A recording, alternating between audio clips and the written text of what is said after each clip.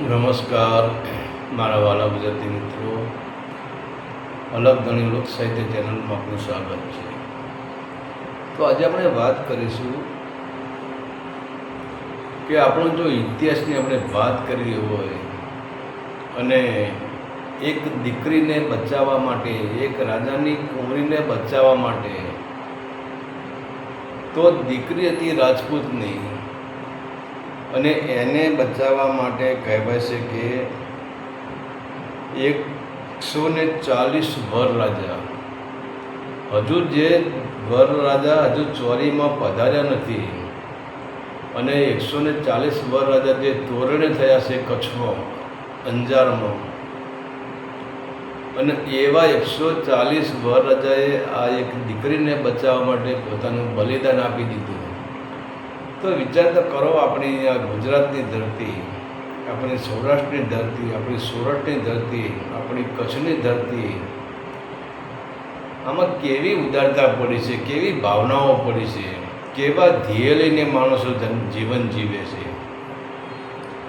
તો હવે આપણે સંપૂર્ણ રીતે જો વાત કરીએ તો કહેવાય છે કે કચ્છની ધરતીના જે રાયગણજીનું રાજ્ય ચાલે છે અને રાયગણજીના તે 7 પુત્ર હતા, પરંતુ રાયગણજીનું જ્યારે મૃત્યુ થશે ત્યારે ભયે ભાગલા પડે છે એમના રાજ્યના. ત્યારે આ રાયગણજીના સૌથી જે નાના પુત્ર હતા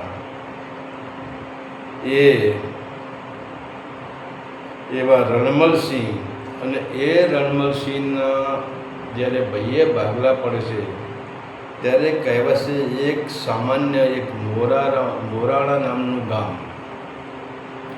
એ એમના ભાગમાં આવે છે. પરંતુ એ રાયમલસિંહ પોતે મોરાણા ગામ પ્રેમથી બધાવી લે છે કે મારા ભાગમાં જે આવ્યું હોય તે મારે બરાબર, મને મંજૂર છે. અને કહેવાય છે કે રાજગણજી તેમના એ મોરાણા ગામના જે મચ્છુ કોઠે આવેલું ગામ છે. પણ હવે આ રણમલસિંહ પોતે મોરાણા ગામના રાજા બને છે અને ત્યાર પછીથી એમને કહ્યું છે કે હવે આ રણમલસિંહ પોતે રાજા છે, કવિ છે, પોતે સંત અને દુહા ગાય છે અને કવિતાઓ ગાય છે અને બુદ્ધિશાળી પણ છે અને ધર્મપ્રેમી છે, પ્રજાપ્રેમી છે અને શૂરવીર છે. દરેક પ્રકારના લક્ષણો એમનામાં ભરેલા છે. તો હવે એમના ભાગમાં જે મોરાણા ગામ આવ્યું એનો સ્વીકાર કરે છે. પરંતુ આ રાયમલજી પોતે મોરાણા ગામ ગયા પછી ઘણા આજુબાજુના જે નબળા રાજાઓ હતા એમની સામે યુદ્ધ કરે છે અને ત્યાં કહેવાય છે કે પોતાનું રાજ્ય ત્યાં વધારે છે. અને ત્યારે કહેવાય છે કે હવે આ રણમલસિંહના રાજ્યમાં તમે જુઓ, સાધુ સંતો, કવિઓ, ભાટ, ચારણ, ગઢવી લોકો, અસંખ્ય માણસો ત્યાં આવતું અને અસંખ્ય માણસો ત્યાં સંત દુહા ત્યાં લલકારતા હતા, ત્યાં ભજન કીર્તન પણ થતા હતા. તો એટલા ધર્મપ્રેમી માણસ હતા.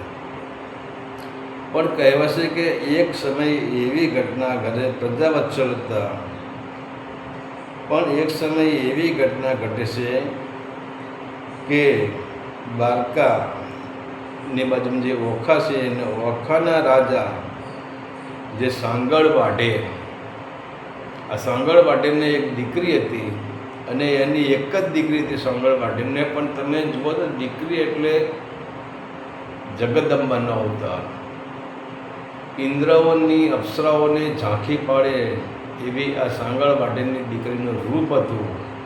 અને જાણે સાક્ષાત મહા જગદંબાએ સાંગળ વાઢેરના ત્યાં જન્મ લીધો હોય એવી આ દીકરી બહુ સ્વરૂપવાન હતી. પણ કહેવાય છે કે એક સમય એવી ઘટના ઘટે છે કે અમદાવાદના જે બાદશાહ છે એ આ દીકરીને જોઈ જાય છે અને સાંગળ વાઢેરને કહે છે કે તારી દીકરી સાથે મારે લગ્ન કરવા છે. પણ સાંગળ વાઢેર આમ હતો રાજપૂત, પણ કાયર રાજપૂત હતો. એ ગભરાઈ જતો, એના અંદર ભય હતો, એના અંદર ખુમારી હતી. હતો રાજપૂત પણ એના અંદર જનૂન નહોતું, એના અંદર ખુમારી નથી.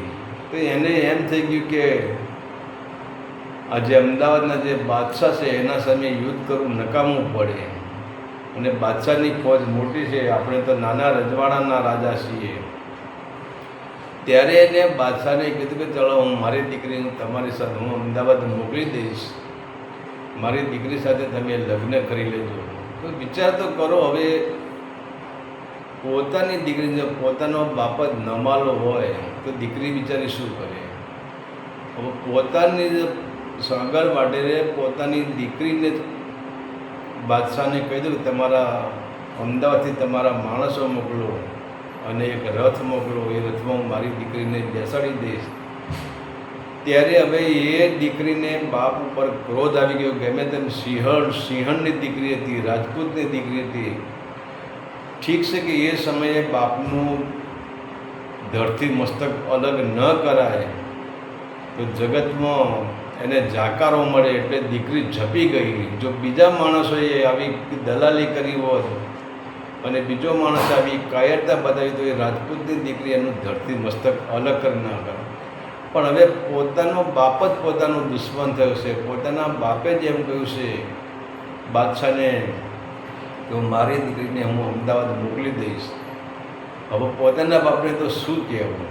પણ એમ છતાં આ દીકરીએ ઘણું બધું કોશિશ કરી છે, પણ એના બાપે નક્કી કર્યું કે મેં જે વાત કરી, મેં વચન આપ્યું એ બરાબર છે. અને ત્યારે પછી આ દીકરી કે હવે શું કરવું? અને સમય પણ ઓછો જ છે. હવે ત્યારે કહેવાય છે કે એક બાજુ જે બાદશાહ જ્યારે અમદાવાદ પહોંચે છે તે અંદર જઈને પછી પોતાનું સૈન્ય, પોતાનો રસાલો, પોતાનો કાફલો એ અમદાવાદથી ઓખા બંદર રવાના થઈ ગયો છે. હવે દીકરીને ખબર છે કે આ બાદશાહના માણસો મને લેવા માટે રથ લઈને ઓખામાં આવવાના જ છે. તો હવે દીકરી મૂંઝવણમાં મુકાઈ ગઈ, હવે શું કરવું? અને ત્યાં જ પછી એ દીકરીને જે આ રણમલસિંહ છે એમની યાદ આવી જાય છે. અને ત્યારે પછી એ દીકરી એ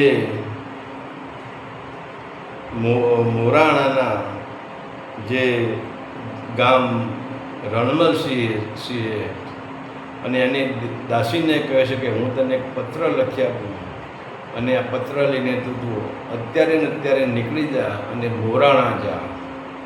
અને રણમલસિંહ છે એમને મારો પત્ર તું આપજે. કારણ કે દીકરીને વિશ્વાસ હતો કે રણમલસિંહ ભલે નાના ગામનો ધણી હતો, નાના ગામના રાજાઓ હતા, પણ એની શૂરવીરતા ઉપર આ દીકરીને વિશ્વાસ હતો કે રણમલસિંહ કંઈક કરી શકશે. ત્યારે પોતાની દાસીને મોરાણા રાજમાં મોકલી દીધી છે. રાત્રિનો વિચાર તો કરો, રાત્રિનો સમય છે, એમ સતત ત્યારની સ્ત્રીઓ કેટલી ભય વગરની રાત્રિના સમયે એ ઓખાથી નીકળી ગઈ છે અને સવારે તો છે મોરાણા જ્યાં રણમલસિંહનું રાજ છે ત્યાં આવી પહોંચે છે. અને રાજમાં આવીને પછી એ રણમલસિંહના ત્યાં રાજ દરબારમાં જાય છે. ત્યારે રણમલસિંહ ત્યાં બેઠા હોય છે. ત્યાં કહે તમે કોણ છો? ત્યારે આજે દાસીની આંખમાંથી આંસુડાની ધાર થાય છે. ત્યારે રણમલસિંહ કહે છે બેન, મારી સામે મને આંસુ પ્રસન્ન નથી, તમે વાત કરો, તમારી તકલીફ શું છે? ત્યારે આ રાજકુંવરીની જે દાસી હોય છે એ રણમલસિંહને એક પોતાની સાડીએ બાંધેલો એક પત્ર આપે છે. અને રણમલસિંહ જ્યારે પત્ર વાંચે છે અને ત્યારે એમની જ પાસે જે રણમલસિંહના મુખ્ય જે એમના માર્ગદર્શક હોય તે સામંતસિંહ, એ બંને જોડે જ બેઠા હોય છે. ત્યારે રણમલસિંહ દાસીને કહે છે કે જા તું રાજકુમારને કહી દે કે હવે તું ચિંતા કરીશ નહીં, હું યુદ્ધ લડી લઈશ, પણ તને હું અમદાવાદ તો નહીં જવા દઉં, બાદશાહના સાથે નહીં જવા દઉં. ત્યારે સામંતસિંહ કહે છે કે રણમલસિંહ ઉતાવળ કરવાની કોઈ જરૂર નથી, હજુ તો બાદશાહના માણસો અમદાવાદથી નીકળ્યા છે અને હજુ તો એ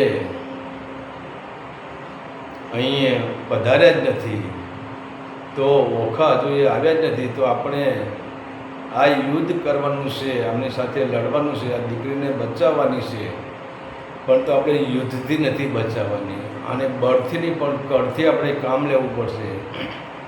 ત્યારે રણમલસિંહ અને સામંતસિંહ બંને વિચાર કરશે કે હવે શું કરવું. ત્યારે પેલી દાસીને રણમલસિંહ કહી દેશે કે તમે રાજકુંવરીને જઈને કહી દો કે તમને રણમલસિંહ આવીને તમને લઈ જશે. અને તે દાસી પાછી ત્યાં જાય છે, પોતાની રાજકુંવરી પાસે જઈને બધી વાત કરે છે. હવે આ બાજુ ઘટના એવી ઘટી છે કે રણમલસિંહ અને સામંતસિંહ બંને હોશિયાર જ હતા. રાજા પણ હોશિયાર હતો અને એમનો માર્ગદર્શક સામંતસિંહ પણ હોશિયાર જ હતા. તો એમને નક્કી કર્યું કે હવે શું કરવું.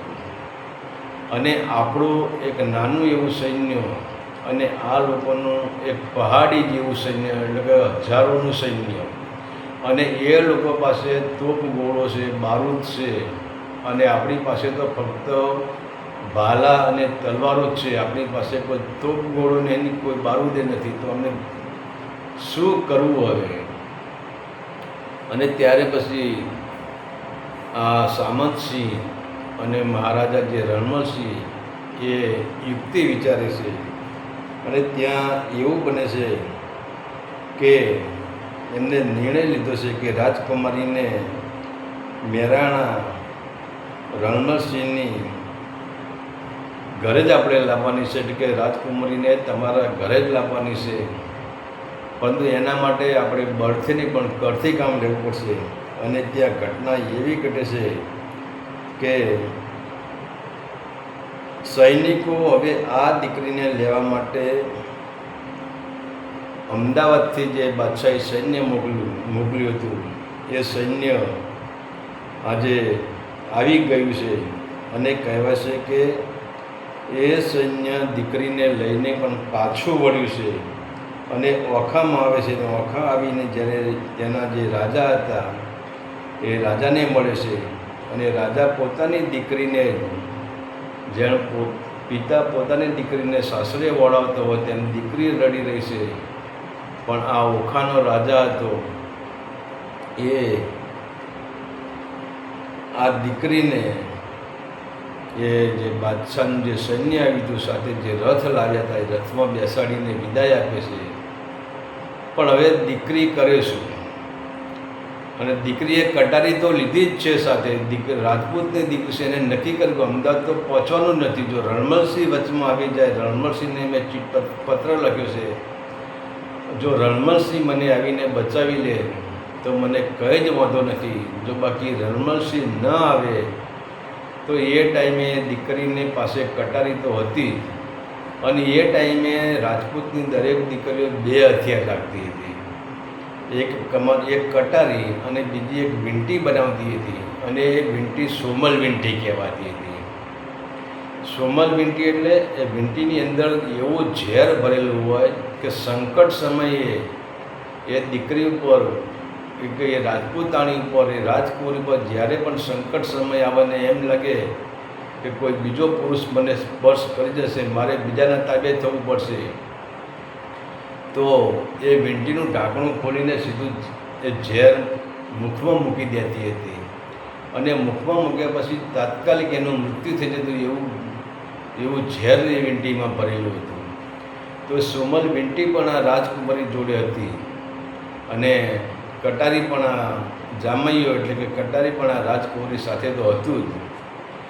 અને હવે આ વિચાર કરો, આ જે બાદશાહના માણસો જે અમદાવાદથી એનું સૈન્ય લઈને આવે છે, હવે 1500-2000 માણસનું સૈન્ય છે, અને તોપ ગોળા સાથે આવ્યા છે. અને એ આ દીકરીને લઈને હવે જો રવાના થયા છે ઓખા બંદરથી. અને ત્યારે પછી કહેવાશે કે આ રાજકુમારી એ રથમાં બેઠી છે, અને ત્યાંથી રથ નીકળી ગયો છે. ત્યારે પછી કહેવાય છે કે આ રણમલસિંહ એ આઈડિયા કરે છે કે એમનો જે સૈનિક છે એમને જ્યાં દીકરીનો રથ આવતો હોય એના પાછળના ભાગમાં સૈનિકો છે. કોઈને ખ્યાલ ના આવે કે રણમલસિંહના સૈનિકો અહીં છે, સામંતસિંહ પોતે અહીં છે.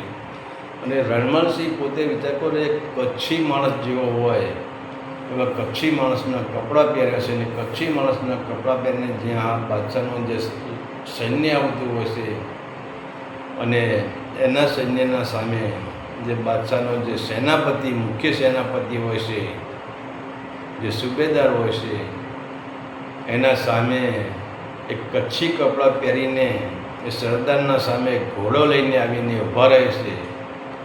અને ત્યારે સરદાર પણ ઘોડો ઊભો રાખે છે, આખું સૈન્ય ત્યાં રોકાઈ જાય છે. અને ત્યારે રણમલસિંહ આ બાદશાહનો જે સરદાર છે એને કહે છે કે શું આ ટટ્ટુ લઈને તમે ચાલ્યા છો? આવા માય કાગલા ઘોડા બાદશાહના રાજમાં આવા માય કાગલા ઘોડા રાખે છે?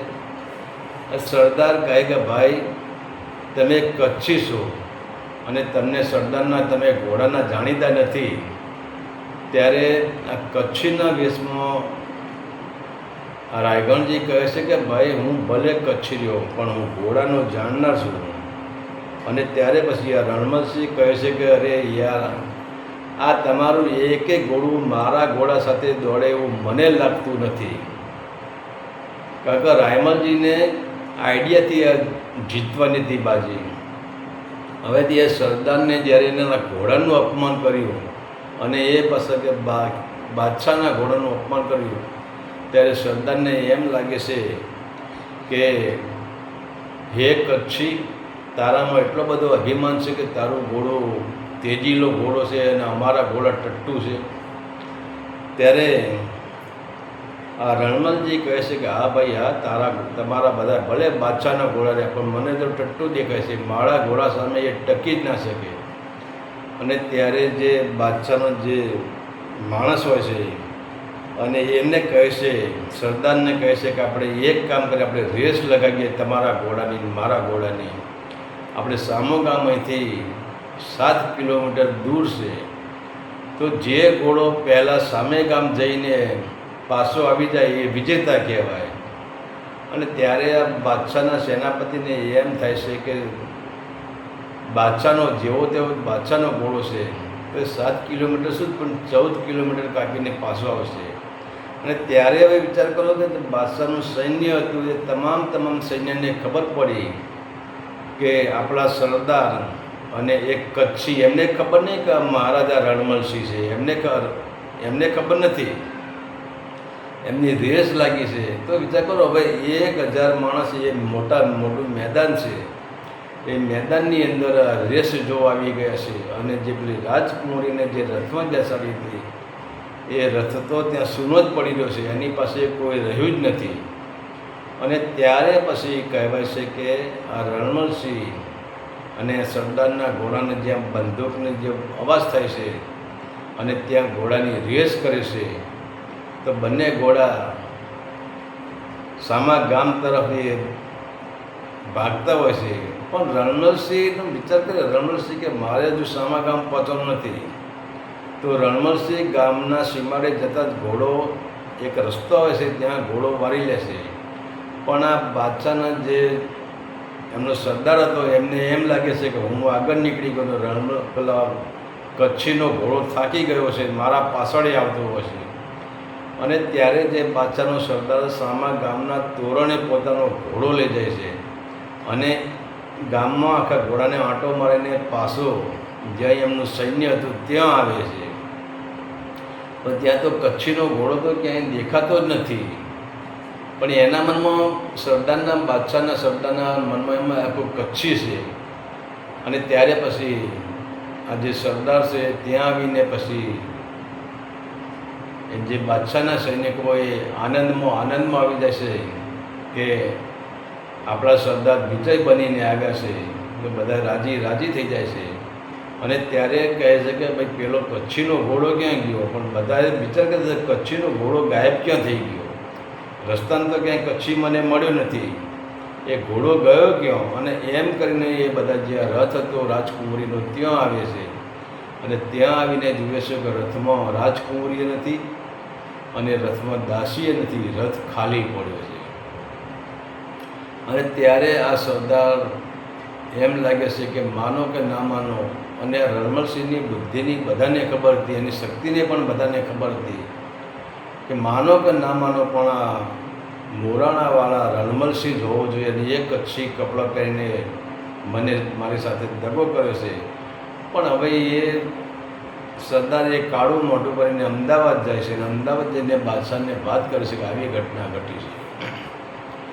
ત્યારે અમદાવાદના બાદશાહ કહે છે કે તમે હવે ગમે તે કરો પણ હવે તમારે લશ્કર લઈને પાછું જવું પડશે અને તમારે મોરાણા ગામ ઉપર તમારે ચડાઈ કરવી પડશે, મોરાણા સામે તમારે યુદ્ધ કરવું પડશે અને એ રાજકોડીને તમારે પાછી લાવવી પડશે.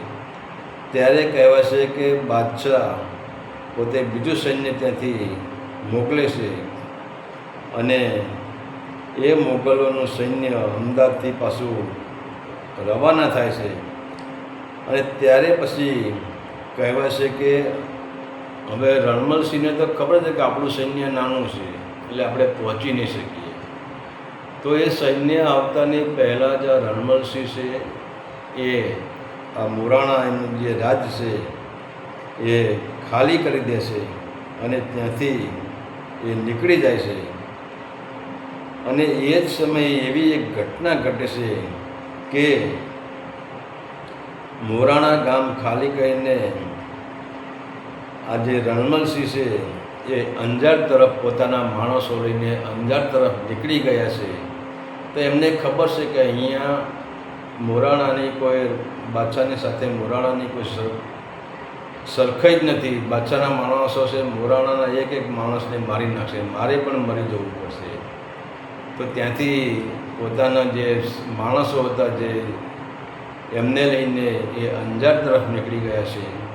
અને બીજું બાજુ જ્યારે બાદશાહનું સૈન્ય જ્યાં આવે છે અને ત્યારે પછી મોરાણામાં આવે છે કે મોરાણામાં પ્રવેશ કરે છે અને ત્યારે એમનો જે સેનાપતિ મુખ્ય સેનાપતિ હોય ખીલજી હોય છે અને ખીલજી એટલો બધો ક્રૂર હતો, એટલો બધો હત્યારો હતો, એનામાં દયા જ નથી. અને એ માણસ ખીલજી આખા મોરાણામાં ફરી વળે છે પણ ક્યાંય માણસ દેખાતા નથી, આખું ગામ ખાલી દેખાય છે. પણ ત્યાં તો એ શું એ લોકો ત્યારે પગે પગે ચાલતા હતા, માણસ કઈ બાજુ ગયો છે એમને ખબર પડતી હતી. ત્યારે પછી આ ખીલજી છે એને ખબર પડી કે હવે આ અંજાર બાજુના આ લોકોના પગ જાય છે. ત્યાંથી પછી એમનું સૈન્ય અંજાર બાજુ જાય છે. અને ત્યારે પછી આ જે રણમલસિંહ છે એ પોતે અંજારમાં જાય છે. અને અંજારમાં હવે જાય છે ત્યારે એવી ઘટના ઘટે છે કે અંજારમાં એક મોટો ચોક છે અને એ ચોકની અંદર આહીરોની એક નહીં પણ 140 વરરાજા તોરણે થયા છે. 140 વરરાજાને એમની સાસુઓ પૂંખીને હજુ તો ચોરી મળી જશે, હજુ વરરાજાઓ ચોરી જ પહોંચ્યા છે. અને ત્યાં કહેવા છે કે આહીરોના ત્યાં લગ્ન ગીતો ગવાઈ રહ્યા છે, અમલ કસુંબા થઈ રહ્યા છે, મારા સમ તમારા સમ થઈ ગયા છે, લોકો નાચી રહ્યા છે, લોકો આનંદમાં છે. અને ત્યાં જ આ રણમલસિંહ અને એમના સૈન્ય, એમનું નાનું એવું સૈન્ય આ અંજારમાં જ્યાં લગ્ન ચાલતા હતા 140 માણસનો સમૂહ લગ્ન હતો જ્યાં, અને ત્યાં પહોંચે છે. અને ત્યારે પછી આ આહીરોને જુએ છે તો રણમલસિંહને જુએ છે તો બધી વાત થાય છે. અને જ્યારે પછી આહીરોને ખબર પડે છે કે રણમલસિંહ એક રાજપૂતની દીકરી કે જેને એના પિતાએ પોતે એને બાદશાહને સોંપી દીધી, તે દીકરીને લાજ રાખવા માટે યુદ્ધે ચડ્યા છે અને એ દીકરીને લઈને મોરાણા છોડીને ભાગી નીકળ્યા છે. કારણ કે પાછળ બાદશાહનું સૈન્ય છે. ત્યારે પછી આ આહીરોએ નક્કી કર્યું કે હવે વિચાર કરો 140 વરરાજા હજુ તોરણે થવાના છે, 140 દુલ્હનો શિંગાર સજીને સોળે શણગાર સજીને જે પોતે પોતાના પતિને મળવા માટે ચોરીમાં 4 ફેરા ફરવા માટે, પોતે પોતાના પિયુના દેશમાં જવા માટે 140 આહીર કન્યાઓ સોળે શણગાર સજીને તૈયાર થઈ છે. 140 આહીર વરરાજા તૈયાર થઈને ચોરીએ પધાર્યા છે અને હજુ તો ચોરીમાં પગ મૂક્યો નથી એમને. અને ત્યાં જ પછી ખબર પડે છે કે આ રણમલસિંહે એક નિર્દોષ કન્યા માટે એને બચાવવા માટે આ બધું કોશિશ કરી છે. અને ત્યારે પછી વિચાર તો કરો, આહીરોના લોહી પણ ઉકળી જશે કે આ ધર્મનું કામ છે તો આપણે રણમલસિંહને સાથ આપવો જોઈએ. અને ત્યારે કહેવાશે કે 140 જાનૈયા અને બીજા જે આહીરો હતા, નવયુવાન આવીને આહીરો, એ બધાના લોહી ઉકળી જાય છે અને બધા રણમલસિંહ સાથે બધા જોડાઈ જાય છે. અને એ ટાઈમે કહેવાશે કે એ અંજારની જે ધીંગી ધરતી જેને કહે છે, એ વિરાટ પટમાં, એટલે 140 જાન આવી એટલે જગ્યા પણ મોટી જ હોવી જોઈએ, મેદાન પણ મોટું જ હોવું જોઈએ. અને એ મેદાનમાં હવે આ અમદાવાદથી જે બાદશાહના માણસો હતા, બાદશાહનું સૈન્ય હતું, કે આ ખિલજી પોતે ત્યાં આવી પધાર્યો છે. અને ત્યાં પછી આહીરો અને આ ખિલજી સામે અને રણમલસિંહ આ બધા ભેગા ત્યાં સામે યુદ્ધ થાય છે. ત્યાં બાકાજીકી ત્યાં બોલાય છે. પણ હવે આહીરોને રણમલસિંહ, તમે વિચાર કરો કે જેમ આપણે દૂધીને કાકડી કાપીએ એમ એ બાદશાહના માણસોના મસ્તક કાપી રહ્યા છે.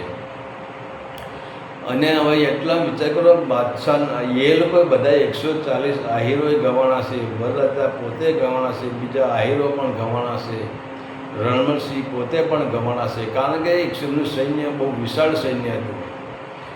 પણ એમ છતાં એમને પોણા ભાગનું સૈન્ય ખત્મ કરી નાખ્યું છે. અને કહેવાય છે કે જેમ નવરાત્રિની અંદર આપણે રાસ ગરબા રમતા હોય, દાંડીએ રમતા હોય, તો એવી રીતે તલવારબાજી ખેલી રહ્યા છે આહીરોના જે વર રાજા છે, એવી રીતે તલવારબાજી ખેલી રહ્યા છે, એવી રીતે તલવારે રમી રહ્યા છે. પણ કહેવાય છે કે હવે છેલ્લે 140 જે આહીરોના જે વર રાજા હતા, એ ત્યાં અંજારની જગ્યામાં એ હોમાઈ જાય છે. અને ત્યારે પછી રણમલસિંહ વિચાર કરે છે કે હવે આ ખિલજી પાછો ના જવો જોઈએ. તો એનું સૈન્ય તો ગભરાઈ જ ગયું છે, એનું સૈન્ય તો પાછું જ વળી ગયું છે. પણ ખિલજી એ ક્રૂર હતો. રણમલસિંહ નક્કી કહો જતાં જતાં ખિલજીને પણ પૂરો કરી દેવો જોઈએ. અને જેમ મહારાણા પ્રતાપે ચેતકને ઈશારો કર્યો હતો, એમ રણમલસિંહે પોતાના ઘોડાને ઈશારો કર્યો. અને એ ઈશારે જ્યારે છલાંગ મારી અને જ્યાં ખિલજીનો ઘોડો હતો ત્યાં એ ઘોડો પહોંચ્યો. અને રણમલસિંહે જેમ ખેડૂત બાજરીને એક દાંતરડાથી બાજરીને કાપી નાખે, એમ એને ખિલજીનું મસ્તક પણ કાપી નાખ્યું છે. અને ત્યાર પછી કહેવાય છે કે બાદશાહના જે માણસો તેનું સૈન્ય ત્યાંથી ભાગવા માંડ્યું છે. પણ હવે બાદશાહના સૈન્યને તો આ આહીરોએ અને રણમલસિંહે પૂરું જ કરી નાખ્યું છે. વધ્યા ઘટ્યા જે સૈનિકો હતા એ પોતાનો જીવ લઈને ત્યાંથી ભાગ્યા છે. પણ અફસોસ એક વાતનો રહી ગયો કે જે 140 જે વર રાજા તોરણે થવાના હતા આહીરોના, એ 140 વર રાજા આ યુદ્ધમાં ધર્મના માટે કામ લાગી ગયા છે.